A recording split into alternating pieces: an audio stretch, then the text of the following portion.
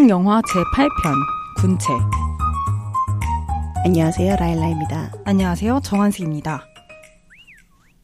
원래대로라면 오늘 창문 너머로가 올라왔어야 되는데 저희 둘이 최근에 개봉한 영화 군체를 보고 이걸로 간만에 화양영화를 하면 재밌겠다는 생각이 들어서 좀 서프라이즈로 화양영화를 한번 진행해보자고 하였습니다. 짜잔. 저희 오늘 서프라이즈로 화양영화를 찾아왔는데 저희가 화양영화를 한 지 좀 오래되어서 아마 잊어버리신 분들도 조금 계실 것 같아요. 아니면 처음 듣는 분들도 계시거나 저희가 이제 평소에는 책을 읽고 나서 이야기를 나누는데 오늘은 새로 나온 영화의 군체를 보고 제가 느낀 바를 재미있게 이야기하는 방송으로 준비해 보았습니다.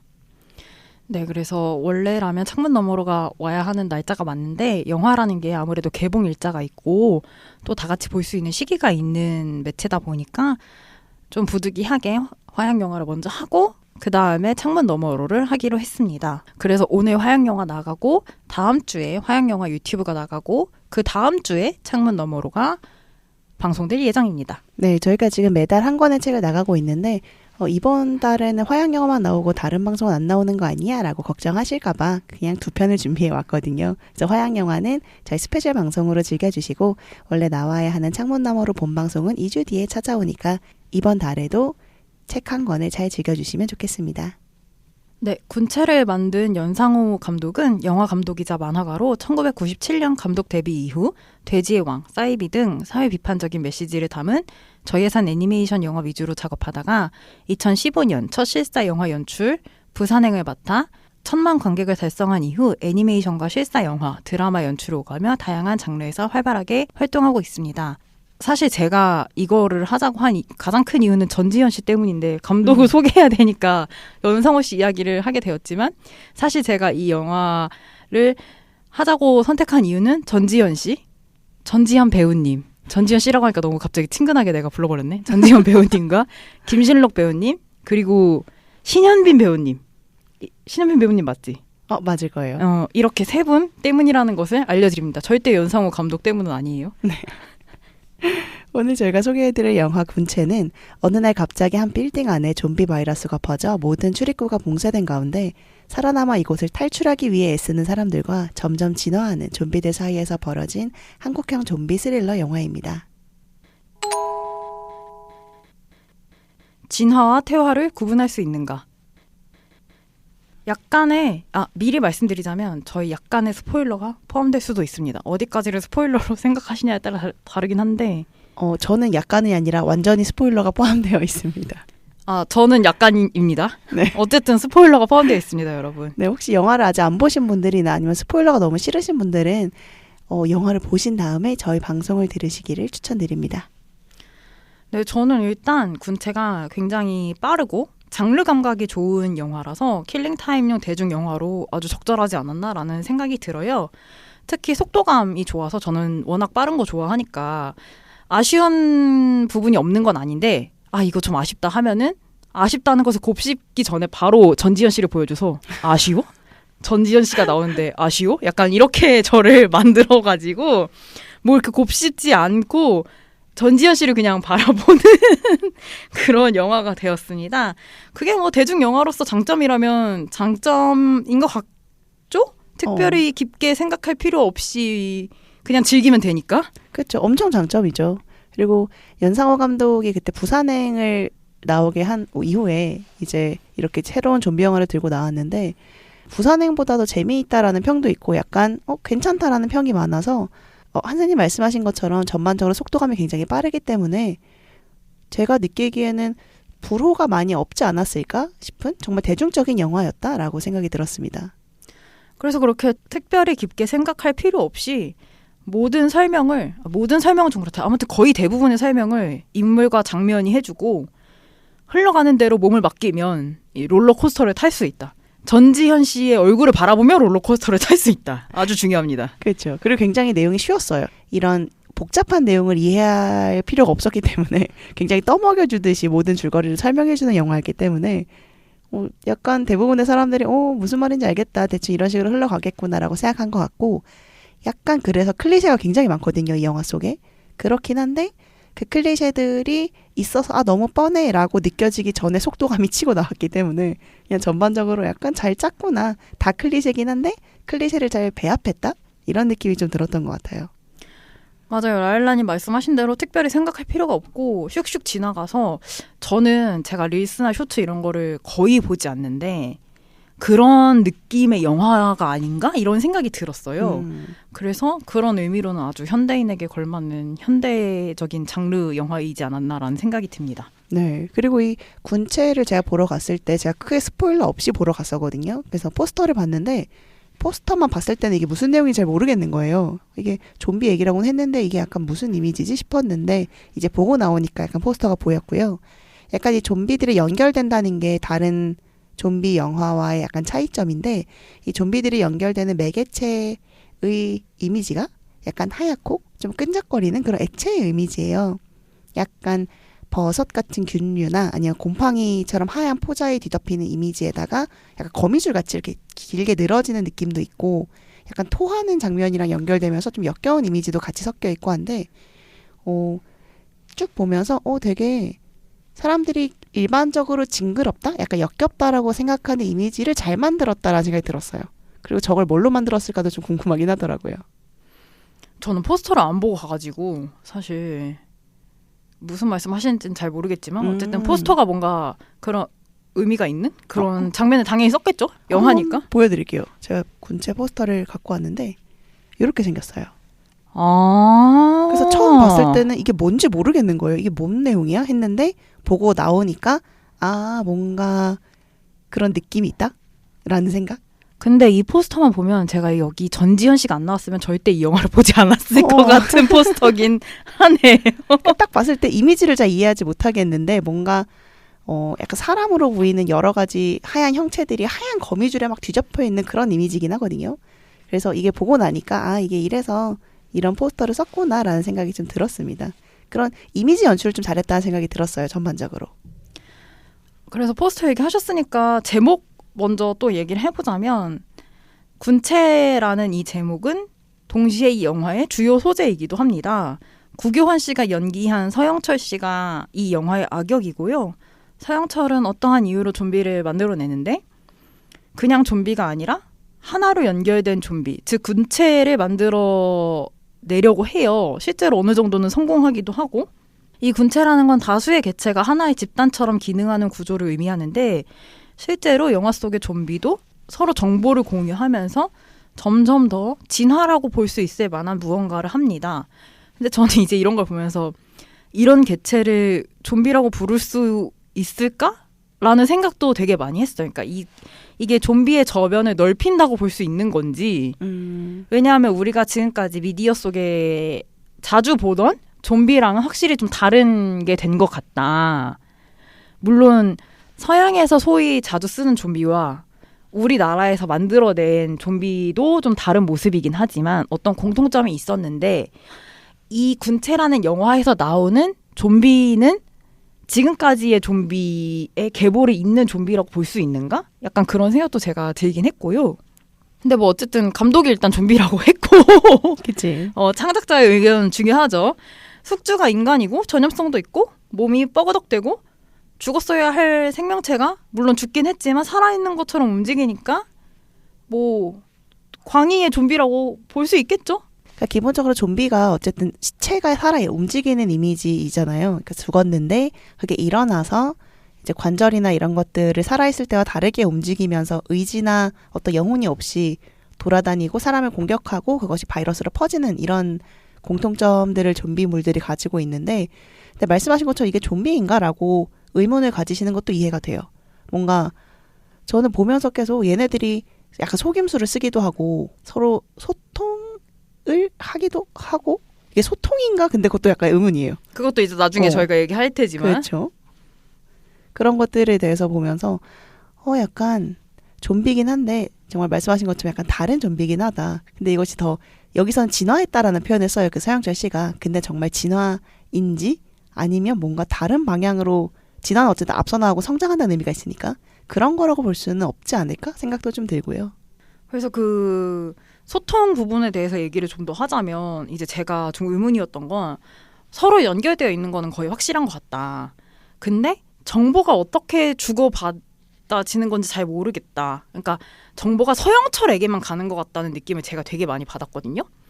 근데 그러면 서영철이 나중에는 이 군체를 움직이게 되는데 하기 전까지의 이 좀비가 보인 진화는 어떻게 이루어진 것인가가 저는 이해가 안 가는 거예요. 왜냐하면 진화를 하려면 진화든 뭐든 간에 어쨌든 무언가를 하려면 생각을 해야 되잖아요. 사고방식이 있어야 되잖아요. 그러니까 인풋이 있고 이것을 해석하고 아웃풋을 내놓는 과정이 있어야 되는데 좀비라면 사고 능력이 없는 개체잖아요. 왜냐 일단 우리가 죽었다고 상정을 하니까. 그렇죠, 그렇죠. 그러면 이 인풋 아웃풋 사이에 있는 이 사고 실험을 무엇이 하는 걸까? 저는 사실은 이게 좀 의문이었고 이거를 결국 풀어주진 않죠. 그냥 장르적으로 대충 떼우고 넘어가는데 맞아. 어쨌든 제가 가장 의문이었던 건 이제 그 부분인 것 같습니다. 약간 서로 다 신경망을 공유하는 것처럼 나오잖아요. 그 소통이 사실 언어로 소통하는 건 아니고 그냥 뭔가 뇌가 다 연결되어 있어서 제가 보는 걸 나도 보이고 뭐 제가 듣는 걸 나도 듣고 이런 식으로 연결이 되는데 말씀하신 것처럼 다른 좀비들은 이런 뇌가 없기 때문에 사고할 수 있는 그런 지능, 어떤 능력이 없기 때문에 실질적으로는 꼭두각시가 되는 거고 그중에서 유일하게 뇌가 살아있는 사고할 수 있는 서영철만이 계속 그걸로 뭔가 생각을 하고 앞으로의 계획을 꾸미게 되는 거 아닌가. 그럼 결국 좀비들을 데리고 왔다는 것 자체가 진화라고 보기는 어렵긴 하겠네요. 그래서 제가 이제 서영철이 이 영화 속 표현으로 따지자면 1번이 되기 전까지의 행동을 사실 저는 설득되지 않았고 근데 어쨌든 서영철이 1번이 되면서는 서영철이 말씀하신 대로 뇌를 가지고 있으니까 서영철의 의지대로 돌아가는 거죠. 그렇죠. 서영철이 시키는 대로 하게 되는 거예요. 그래서 저는 의문인 게 이게 1번이 됐잖아요. 1번이 약간 대장이 되는 것처럼 느껴지는데 그러면 서영철이 나타나기 전에는 사실 그 최초 감염자가 1번이었던 거잖아요. 물리기 그렇죠. 직전까지는. 그렇죠. 근데 그 사람의 의지대로 움직이지 않았잖아. 그렇지. 그 사람도 의지가 없으니까. 그렇지. 근데 그러면 그 1번 원숭이들은 원숭이니까. 원숭이는 살아있잖아. 그쵸. 그러네. 그래서 그게 내가 약간 설득이 안 됐던 것 같아. 그러네요. 그러니까 이제 서영철이 1번이 된 이후로는 사실은 군체가 아닌 거죠. 그쵸. 그냥 부하? 그냥 이 사람의 눈이 되게 많아지고 손발이 많아진 느낌? 그치. 노예가 된 거지. 그치. 꼭두각시가 된 거고 그러니까 당연히 의사소통에 오류가 있을 수 없죠. 그쵸. 생각을 한 명만 하니까. 그치. 뇌가 하나니까. 그래서 복종밖에 없는 집단이 된 거기 때문에 서영철이 이것을 원했다면 당연히 모두를 좀비로 만들 수밖에 없다. 왜냐하면 인간은 사고 능력을 가진 존재이기 때문에 서영철이 복종하라고 하면 복종하지 않을 것이고. 맞아. 그래서 좀비로만이 가능할 수밖에 없다. 그런 생각이 들었습니다. 그러니까 그 악역이 굉장히 위선적인 거죠. 그런 말하는 모든 것들이 사실은 뭐 생각을 공유하고 뭔가 더 진화하기 위해서 만들었다고 하지만 실은 본인의 꼭두각시만을 원한 거니까. 아니야. 근데 나는 그게 다르게 그게 우리가 볼 땐 위선적인데 나는 서영철이 진짜로 그걸 원한다고 느꼈어. 그래요? 진심으로 그걸 원한다. 저는 근데 그걸 진심으로 원해서 이게 나의 공동체고 이것들이 나와 한 몸이라고 생각했다면 함부로 대하지 못했을 거라는 생각이 들었어요. 나중에 서영철을 보면 그런 좀비들을 대할 때 태도가 굉장히 나쁘지. 뭐랄까 위아래가 있고 내가 얘네들보다 위인 것이 확실하게 표현을 하잖아요. 그러니까 그런 의미가 아니고 내가 위아래 그러니까 없는 그런 평등한 걸 원하는 게 아니라 이런 뭐라고 표현하지? 모두가 그러니까 하나 된다는 건 내가 하나인 거지. 그러니까 일방향만 있는 이런 것을 진짜로 원한다. 그러니까 내가 선이다 악이다 이걸 원하는 게 아니고 네. 이렇게 모두가 생각 없이 사는 것이 진정한 천국이다. 그렇죠. 그러니까 저는 근데 위선적이라고 느끼는 부분은 그것이 천국인데 그 지만 천국이잖아. 그러니까 나는 그게 위선이 아니었을 거라고 생각하는 거야. 서영철에게는 우리가 보기에는 위선적인 모습이지만 본인에게는 본인은 진정한 진심이었을 것이다. 그럴 수 있지. 그리고 이게 어쨌든 서로 연결되고 뇌가 공유되고 생각을 공유한다라는 게 약간 이번 영화의 포인트 중에 하나긴 한데 저는 보면서 저희가 예전에 했던 방송 중에 다시 몸으로를 했었잖아요. 다시 몸으로 이제 그 책을 했을 때 거기에도 생각을 공유하는 에피소드가 있었거든요. 그 왕카니 작가의 옥다든길을 저희가 방송에서 다뤘었는데 맞아. 거기서도 서로 생각과 감정을 공유하는 서로가 서로의 감정이나 생각을 느낄 수 있는 똑같이 그런 존재가 등장했었고 제가 거기서 아무래도 현대인에게는 약간 서로 떨어지고 싶어 하면서도 자꾸 연결되고 싶어 하는 그런 욕망이 있는 것 같다라는 말씀을 드렸었어요.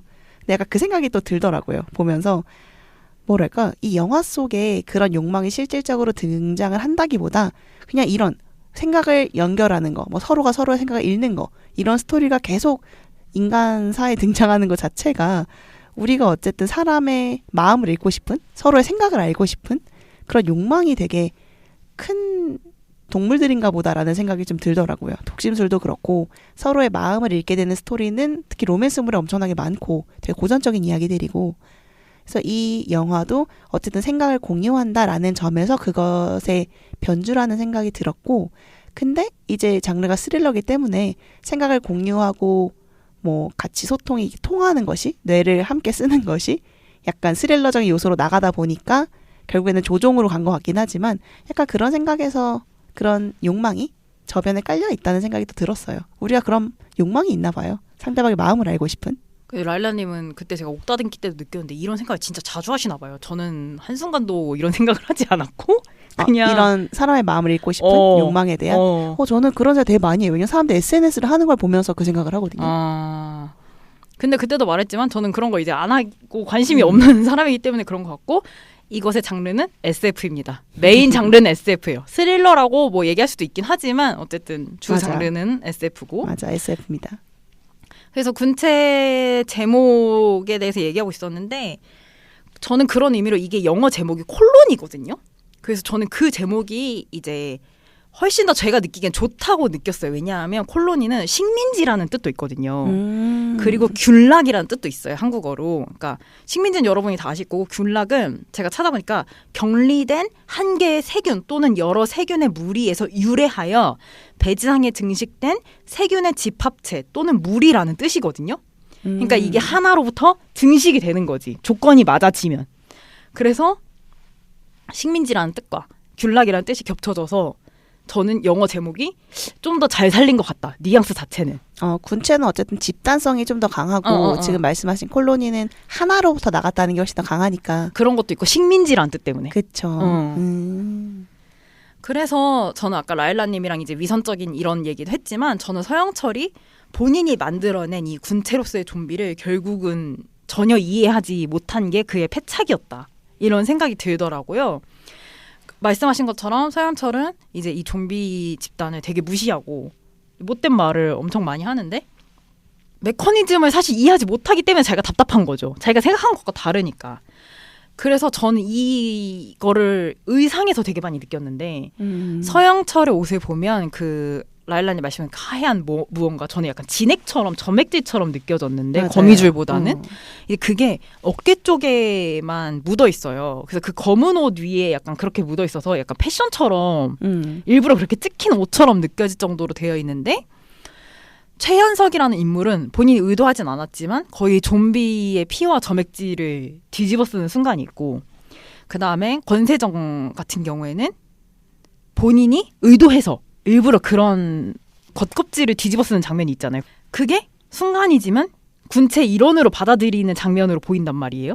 그래서 이 최현석은 의도하지 않았지만 어쨌든 권세정은 확실히 이 메커니즘을 이해하고 그런 태도를 취한 거기 때문에 그렇게 보면 군체로서의 좀비를 가장 정확하게 이해한 것은 사실 서영철이 아니고 권세정이다. 이렇게 저는 보였고 그래서 서영철은 본인이 뭘 만들었는지도 모르고 그냥 의기양양하게 돌아다니는 그런 어린애 같다. 그래서 결말에 그의 끝이 그거밖에 안 되는 이제 그런 수밖에 없는 거죠. 걔가 그냥 그 정도의 인간인 거죠. 그리고 이 서영철이라는 인물이 되게 전반적으로는 되게 막 되게 간지나는 악역처럼 되게 가죽 자켓 같은 거 입고 다니고 되게 혼자서는 엄청 여유로운 척을 하면서 걸어 다니잖아요. 돌아다니고 이런 모습들이 되게 마치 자기가 흑막인 것을 다 아는 중2병처럼 느껴지는 거예요. 되게 흑염룡이 있는 사람처럼. 그래서 보면서 되게 자기가 멋있다고 생각하는 흑염룡이 들어간 악역을 너무 잘 연기하신다 이런 생각이 들었거든요. 맞아, 구교환 씨가 진짜 그런 연기 잘하시는 것 같아요. 약간 뭐랄까 미끈미끈한? 근데 그게 막 멋있고 이런 게 사실 아니고 아무튼 뭔가 그런 비열한 느낌이 드는 그런 걸 너무 잘하셨는데 그래서 마지막도 사실 정말 그 캐릭터에게 어울리는 이런 뭐랄까요? 갑자기 그런 단어가 생각이 안 나네요. 소독의 의미? 이렇게 깨끗해진 정결의 의미. 이런 게. 정화의 의미가 네네네. 있다고? 클리셰적인 끝으로 잘 되었다고 생각을 합니다. 저는 괜찮았던 것 같아요. 인물 얘기해볼까요? 서영철 얘기 나온 김에. 그렇죠. 여기 되게 인물이 많이 나오긴 하거든요. 물론 네. 제일 중요한 인물은 전지현 씨입니다만. 그쵸. 저는 말씀하신 것처럼 등장인물이 좀 불필요하게 많다 이렇게 생각하긴 했어요. 그러니까 원래 이런 영화가 처음에 두 자릿수 한 11명, 12명 정도의 인물을 살려놓고 갈수록 이제 죽이는 피라미드식의 맞아. 서바이벌. 원치 않는 서바이벌 이제 하게 되는데 반토막씩 죽이고. 근데 저는 그 학교폭력 가해자 남성은 정말 필요가 없어 보였다. 전 초창기에 이제 한규성이 저는 만약에 제가 대본을 썼다면 한규성이 구하려는 사람이 그 양아치고 그 과정에서 차라리 양아치를 빨리 죽이고 한규성이 살아남아서 달리기 선수 하시는 그 노인도 이제 없애고 그 노인분 역할을 맡았다가 그 과정에서 죽고 그 프로젝트 자체는 성공시키는 이런 식으로였으면 제가 느끼기에는 더 깔끔했을 것 같아요. 그런 식으로 인물도 줄이고 이야기도 좀 단순화시키고 그리고 경찰분 이름을 제가 까먹었는데 연기를 못 하시는 건지 발음이 안 좋으신 건지 뭔가 그분이 등장할 때마다 약간씩 튄다는 느낌이 드는 거예요. 경찰 대장? 대장인지 아무튼.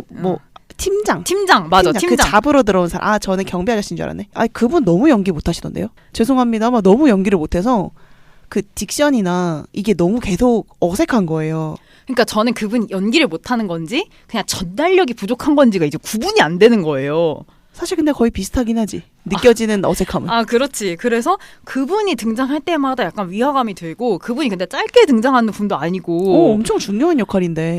그래서 이거는 좀 아쉽다라는 생각이 들었습니다. 빨리 죽었으면 모를 텐데 되게 길게 살아가지고. 그분이 뭔가 소리를 지르거나 아무튼 말을 하는 대사를 칠 때 모든 대사가 약간 어색하게 느껴지는 거예요. 그래서 처음에는 뭐지 약간 어색하다라고 했는데 말씀하신 것처럼 겁나 오래 살아 계시거든요, 그분이.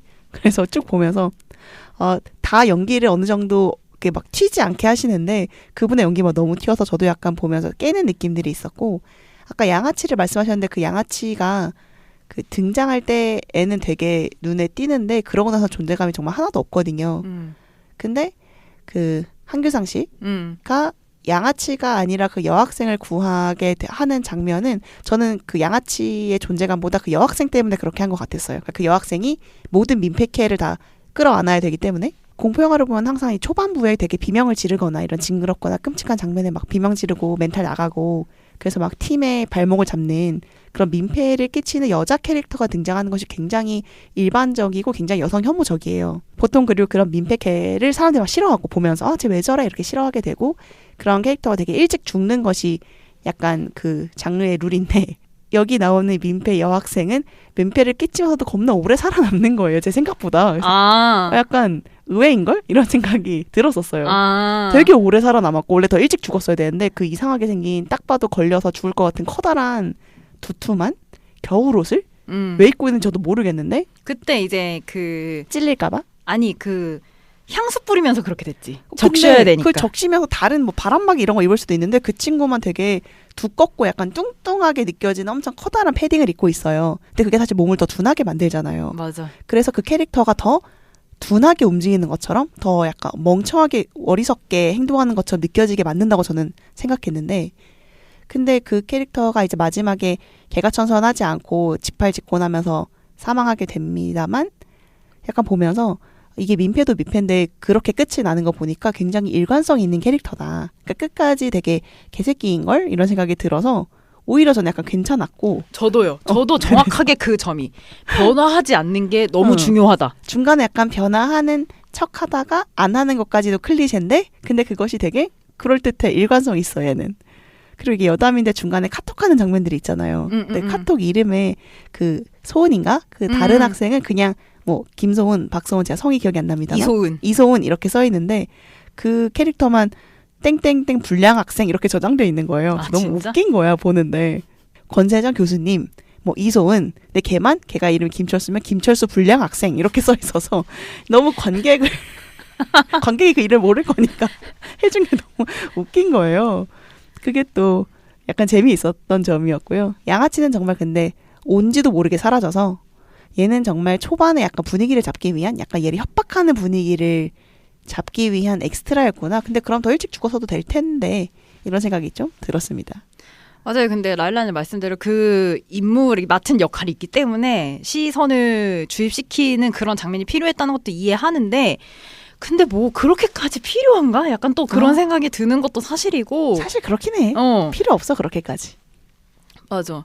그래서 저는 좋긴 했어요. 라일라님 말씀하신 것처럼 그리고 저도 동의한 것처럼 그 끝이 좋았고 뭐 소은이의 끝이 달랐으면 어땠을까 잠깐 하긴 했는데 그것도 그것대로 좋았고 왜냐면 저는 항상 사적 복수 응원하는 사람이기 때문에 그래서 처음에 이제 그 소위 말하는 민폐 장면이 나왔을 때 아 연상호 또 시작이다. 또 여자한테 저런 역할 주고 남자는 멋지게 죽이네 이렇게 생각했다가 근데 제가 연상호 감독의 좀비 세계관 영화를 부산행 보고 반도를 봤어요. 그리고 이것을 이렇게 세 개를 봤는데 연상호 감독이 본인이 자각한지 모르겠는데 남자를 다 죽여요. 엄청 죽이고 그리고 사실 멋있게 죽이지도 않아요. 중간에 그러니까 멋있게 죽인다는 건 어떤 멋있는 역할을 주고 죽인다고. 그럴 수 있지. 임팩트 있는 여기 한규성도 그렇고 사실 그 달리기 노인도 어쨌든 뭔가 수행하고 죽잖아. 걔도 죽지. 근데 그 중간에 경찰 아저씨들은 진짜 찌질하게 죽잖아요. 그러니까 그런 게 섞여 있잖아 어쨌든. 그리고 그 경찰 아저씨도 사실은 자기 일을 하려다 죽는 거잖아 어떻게 보면. 근데 유일하게 살린 사람이 강동원밖에 없단 말이야. 심지어 이번에는 지창욱도 죽이잖아요. 그래서 강동원 정도의 미남이 아니면 연상호는 죽이는구나. 죽이는구나. 그래서 그걸 깨달아서 뭐 괜찮습니다. 뭐 어차피 다 죽인다면 그래라. 약간 그래서 제가 이번에 이 군체 영화 평점을 봤는데 남성 평점이 진짜 낮아요. 저는 그게 이제 남자를 다 죽이는 거, 그 다음에 서영철을 그렇게 죽이는 거 이거 두 개 때문에 남성들이 자기도 모르게 약간 별로라고 생각하지 않았을까? 제 생각에는 이입할 수 있는 남자가 없었나 보다. 그러니까 자기들도 약간 멋있고 약간 한 자리 하고 있는 캐릭터가 나와야 거기에 이입하면서 볼 텐데 사실 이 영화를 제가 쭉 보면서 느낀 게 이게 되게 여성 서사고 여자들이 되게 멋있는 역할을 많이 맡는다는 생각을 했거든요. 맞아. 그러니까 그것이 뭐 사실 캐릭터들이 다 입체적이지는 않다는 생각이 저는 좀 들긴 했습니다만 뭐 그건 별개고 어쨌든 여자들이 다 되게 멋있는 역할을 맡고 사실 그 살아남은 생존 팀에서도 그 민폐캐 여학생을 제외하면 나머지 여성들은 굉장히 선하고 정의롭고 본인들 역할을 다 하는 사람들인데 그 생존팀에서 가장 먼저 돌아가신 한규상 씨를 제외하면 그리고 지창욱 씨도 사실 누나의 어떤 희생정신에 비하면 좀 더 감정에 더 휘둘리는 인물인 것 같다는 생각? 그러니까 이 지창욱에게도 약간 이입하기가 어렵고 다른 분들은 너무 다 찌질하게 돌아가시기 때문에 그것도 좀 이입하기 어렵고 약간 그랬을까라는 생각이 들었습니다. 라일라님 말씀하신 그 여성 연대 이런 거 저도 좀 느꼈는데 저는 약간 그래서 권세정과 공설이의 관계가 아쉽다. 제가 사실 한규상 씨가 좀 더 살았으면 했던 이유도 한규상 씨 때문은 아니고 권세정과 공설이가 왜 이렇게 협력하게 되었는지가 사실 잘 이해가 안 가는 거예요. 맞아요. 저도. 설득이 안 돼서 두 사람이 만약에 한규상이 살아있었으면 좀 교차하는 지점을 볼 수 있지 않았을까? 예를 들어 그 초밥집에서 사실 영상통화라도 했으면 그러니까 전 차라리 했으면 그래서 둘이 안면이 있고 뭐 어색하지만 그래도 교수님 저는 사실 공설이 씨가 등장하기 전까지 공설이 씨가 교수라는 것도 몰랐기 때문에 저도. 왜냐면 그런 힌트를 전혀 주지 않잖아요. 그래서 왜 공설이가 권세정에게 이렇게 도움을 주는가? 그러니까 이게 그냥 단순히 피해자에 대한 연민이나 이런 문제로는 저는 보이지 않아서 근데 연상호 감독 인터뷰를 보면 이 인물들에 대한 서사를 엄청 많이 짜놨대요. 달리기 노인분의 암에 걸린 부인분 설정까지 있다는 거예요. 그 영화에 나오지 않았지만 뒤에는 비하인드가 다 있다. 근데 그런데 일부러 관객들의 상상력을 좀 풀어놓게 하고 싶어서 많이 생략했다라고 했는데 저는 달리기 노인분의 암투병 중인 부인분은 없어도 되지만 공설이와 권세정의 관계는 조금 더 있었어야 된다. 맞아. 그래서 저도 보면서 그 둘의 관계가 되게 이성적이라고 느껴지는 거예요. 그러니까 맞아. 사실 방금 남편이 죽었잖아요. 그니까. 공설이 씨는 방금 남편이 사별했고 내일 해외여행 같이 갈 남편이 갑자기 사망했고 해외여행도 아니야 심지어? 이민인데 근데 이 전지현 씨는 권세정 씨는 방금 그리고 전 남편이 내 눈앞에서 사망하는 것을 봤음에도 불구하고 기본적으로 사람이 되게 냉철하고 상당히 이성적이고 그리고 공설이랑 협력하는 과정이 되게 군더더기가 없어요. 그러니까 둘의 그 대화 속에 감정이 하나도 없어요. 맞아. 정말 사실을 있는 그대로 주고받고 과학적이고 영구적인 얘기만 하고 어떻게 하면 이 상황을 타파할까만 얘기를 하는데 그게 되게 어색하게 느껴지긴 하더라고요. 보면서 이게 여성 서사 뭐 도와주는 거 연대하는 것도 좋은데 뭔가 살아있는 인물처럼 느껴지지 않는다? 맞아. 조금 캐릭터 같다? 이런 느낌이 좀 들었었어요. 그래서 이제 제가 스스로를 설득한 건 뭐냐면 그 나중에 둘이서 나중에 영상 통화할 때 있잖아요. 그렇죠. 그때 그냥 서로에게 반했다. 이제 그거 말고는 나는 이 둘이 왜 이렇게 서로를 협력하는지, 공설이는 왜 이렇게 의연하게 대처하고, 권세정은 뭘 믿고 공설이의 도움을 받는지. 맞아. 이거를 내가 알 수 있는 이유는 뭐냐면 그때 이제 서로의 우는 모습에 반했고, 이제 서로를 거리낄 게 없으므로 서로가 서로의 사랑이 되어주기 위해서 이거를 가는 수밖에 없다. 이것밖에 저는 없다고 결정했습니다. 라고 해석을 하셨군요. 그렇습니다. 근데 이게 둘이 어쨌든 남편을 잃었다라는 상실감 때문에 순간적으로 공통점을 느껴서 확 친해졌다라고 또 저는 생각했지만 난 그렇게 생각 안 했는데. 근데 그렇게 해석하기도 어려워요. 그냥 잘 모르겠어요. 이렇게 서로를 신뢰할 수 있는 이유가 있나? 라는 생각이 들어서 잘 모르겠다는 생각이 들었고 그리고 또 이 안에 되게 이걸 보고 오신 분들이 약간 반 농담 반 진단으로 되게 근친 로맨스가 있다라는 얘기를 되게 많이 하셨어요. 근데 저는 보니까 그게 표현은 좀 세긴 하지만 그게 무슨 느낌인지는 알겠다는 생각이 들더라고요. 그래 나는 오히려 전혀 아닌데라고 생각했는데. 전혀 아니라고 생각하셨어요. 그걸 저는 보면서 그러니까 되게 넘치는 가족이긴 해요. 그러니까 가족 간의 사랑이 굉장히 강해서 서로 목숨도 걸 수 있는 정도의 남매가 등장해서 사람들이 약간 제 생각엔 반동반진이긴 한데 아무튼 그런 되게 강한 로맨스는 모르겠고 아무튼 되게 서로에 대한 강한 애정이 등장하긴 합니다. 너무너무 사랑해서 목숨도 걸 수 있는? 근데 저는 그렇다기보다는 만약에 제가 김신록 씨가 연기한 현희의 위치였다면 저라도 그렇게 했을 것 같아요. 근데 그것도 그래. 근데 현석처럼 못한 이유는 내가 현석과 같은 체력? 그러니까 실력이 없어서지 또 현석 정도의 실력이 있었다면 또 그렇게 행동했을 것 같아. 그러니까 저는 그거는 당위성이 있다고 생각해서 저는 그래서 근친 로맨스가 아니라 그냥 만약에 내 동생이랑 내가 있는데 내 동생이 현희 씨 같은 상황이 됐어. 그러면 나는 구하러 안 갈 거야? 나는 구하러 갈 것 같은. 내가 현석 씨와 같은 그런 무력이 있다면 그렇게 할 것 같다. 제가 오히려 이해를 못한 건 장미칼이라고 사람들이 그러더라고요. 저는 그 칼이 뭔지도 몰랐는데 그 칼을 갑자기 왜 보여줬을까? 저는 오히려 이제 이게 그래서 제가 나중에 생각한 거는 원래 현희 씨랑 현석 씨랑 같이 다닐 때는 훨씬 긴 걸 휘둘렀잖아요. 그렇죠. 그게 근데 누나의 접근에 자기보다는 누나에게의 접근에 막기 위한 거였고 자기는 이제 죽어도 상관없다는 약간 악에 바친 마음이 되어서 짧더라도 훨씬 더 근접전을 펼치더라도 살상력이 훨씬 강한 거를 선택했나?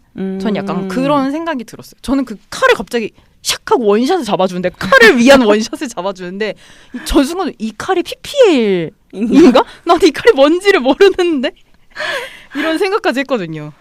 저는 그 둘의 관계를 보면서 약간 과하다는 생각이 들었는데 그러니까 제가 느끼기에 그게 남매 간의 관계이기보다는 저는 좀 더 부모 자식 간의 관계처럼 느껴지긴 했거든요. 그러니까 약간 그 동생의 경우에 몸이 불편한 누나를 보호하거나 지켜줘야 된다는 생각이 이 사건이 일어나기 전에도 그 이전에도 약간 강하다는 게 느껴졌었고 그리고 누나가 하는 행동들은 저는 모성애에 가까운 느낌? 그래서 마지막에 그 통화 장면은 거의 엄마가 하는 말 같은 거예요. 엄마가 아들한테 너라도 살아야 돼 약간 이렇게 얘기하는 것처럼 느껴져서 생각보다 나이 차이가 꽤 나는 남매였을 수도 있겠다는 생각도 들고 저는 그렇게 생각 안 하고 둘이 부모를 일찍 잃었다. 그럴 수도 있고 그러니까 둘이 뭔가 서로밖에 의지할 데가 없는 남매라는 생각도 들고 혹은 저는 이제 비하인드가 나오지 않았으니까 누나가 몸이 불편해진 이유가 선천적일 수도 있지만 혹시 동생과 관련된 어떤 이유가 있다면 얘가 거기에 대한 죄책감이나 책임감을 더 가져서 이렇게 행동하는 건가? 라는 생각도 들었어요. 그럴 수도 있겠네요. 아무튼 되게 과한, 그게 나쁘지 않지만 어떤 되게 과하고 넘치는 가족애가 등장해서 사람들이 이렇게 여러저러 생각을 했던 것 같고 서영철이 소원 하나 들어주겠다고 하면서 누나를 보여주잖아요. 근데 저는 그 장면이 나올 거라고 생각을 했었거든요.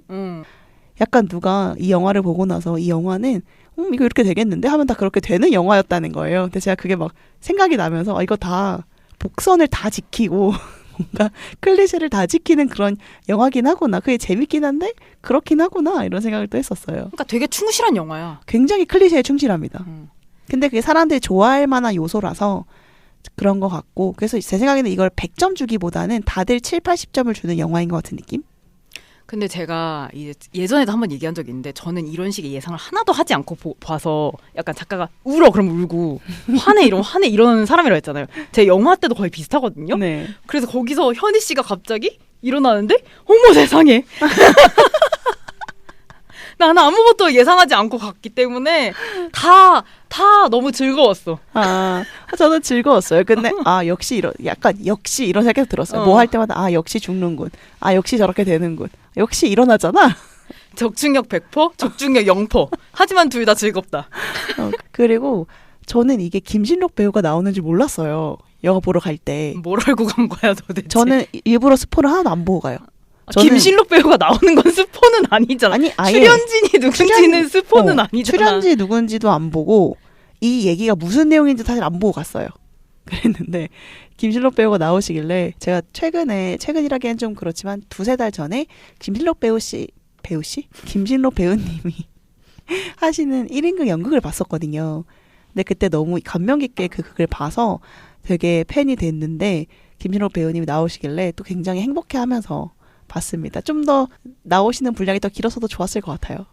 그리고 저는 이제 마지막으로 어지간하고 다 얘기했죠 저희. 이제 끝내야 될 것 같은데. 그러네요. 영화를 보셨어 사실. 죄송해요. 영화 보고 들으시겠지 당연히. 저는 뭐 아까도 어떻게 진화를 하는지 의문이다 했는데 하나 더 제가 이해가 안 갔던 것 중에 하나가 어떻게 전염되는가도 사실 저는 애매해. 왜냐하면 최현석이 좀비를 죽이는 과정에서 그러니까 좀비가 어떻게 죽는지도 사실 총을 어디를 맞아요? 머리인지 심장인지 뭔가 어쨌든 죽는 것 같아요. 그러니까 기능 정지가 되는 뭔가가 있는 것 같은데 그거는 뭐 오히려 그거야말로 장르적 문법이니까 넘어가더라도 최현석이 좀비를 죽이는 과정에서 피가 엄청 튀고 그다음에 점액질도 되게 많이 뒤집어 쓰는데 여전히 인간이란 말이에요. 그러면 저는 이제 감염이 어떻게 되는가? 피로도 안 되고 침 혹은 그 유사 점액질로도 안 된다면 어떻게 감염이 되는가가 이해가 안 됐어요. 왜 이게 결정적으로 안 됐냐면 소은이가 변할 때 바로 좀비가 된단 말이에요. 되게 빠르게 물어 뜯기자마자. 그러면 아주 직접적이어야 되는 것 같은데 정작 방호복 그러니까 경찰에 나중에 기동대가 투입될 때는 엄청 꽁꽁 싸매고 오잖아요. 근데 걔네는 감염이 된단 말이에요. 맞아요. 걔네는 그럼 어떻게 감염이 됐는가. 이게 약간 이해가 안 돼서 그러면 물어뜯는 것이 결정적인 게 아니고 이 인간 안에 뭔가 삽입되어야 되는 건가? 그럼 그게 뭐여야 되는 거지? 왜냐하면 제가 봤을 때 지창욱 씨가 연기한 그 현석의 눈을 통해서 뭐든 들어갔을 것 같거든요. 점막을 통해서.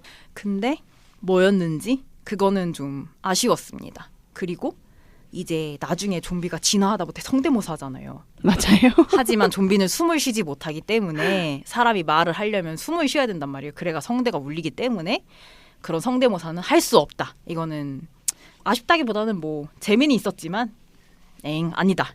그렇죠. 그러니까 약간 설득력이 없는 설정이었던 건데 결국 저는 그게 다 장르적인 문법으로 뭉개고 갔다고 생각해요. 맞아요. 그게 최현석이 그렇게 나가는 게 멋있으니까 그렇게 한 거고. 맞아. 좀비가 목소리 따라하는 것도 약간 되게 흔한 호러 영화에 나오는 클리셰잖아요. 결국에 누가 말을 따라해서 엄마 왔다 해서 문 열어주고 이런 것들이. 맞아. 그래서 그런 문법을 하고 싶었구나. 그래서 우와 사람들이 하는 장면을 만들고 싶었구나 해서 그냥 다 넘어갔습니다. 네, 그리고 뭐 나머지 서영철이 왜 이걸 했냐 그런 설득력 부족은 다 느끼셨을 것 같고 그 초대장의 그 자기적인 문장 삽입이 저 진짜 놓아놨나 봐요. 저는 사실 그 문장을 끝까지 못 읽었어요. 네. 아니 그리고 서영철 돈이 없나 봐. 그게 내가 봤을 때 좋은 펜이 아니야. 4,000원짜리 흰색 펜이 아니고 1,800원 정도 된 젤 펜이야. 그러니까 선명하지가 않아서 제가 끝까지 그 문장을 못 읽었거든요. 네. 그래서 나중에 알았어. 그 종이에 뭐라고 써 있었는지. 네, 뭐 소통이 어쩌고 비극 이거요. 지랄이야 정말. 그러니까 그런 것도 너무 흑염룡이야. 맞아. 그리고 그게 차라리 글로 보면 나왔는데 입말이 되어서 나오는 순간 있잖아. 그 순간 제가 진짜 모든 피가 싸하게 식어서 이게 뭐야? 뭐 하는 거야 이게 지금 나랑.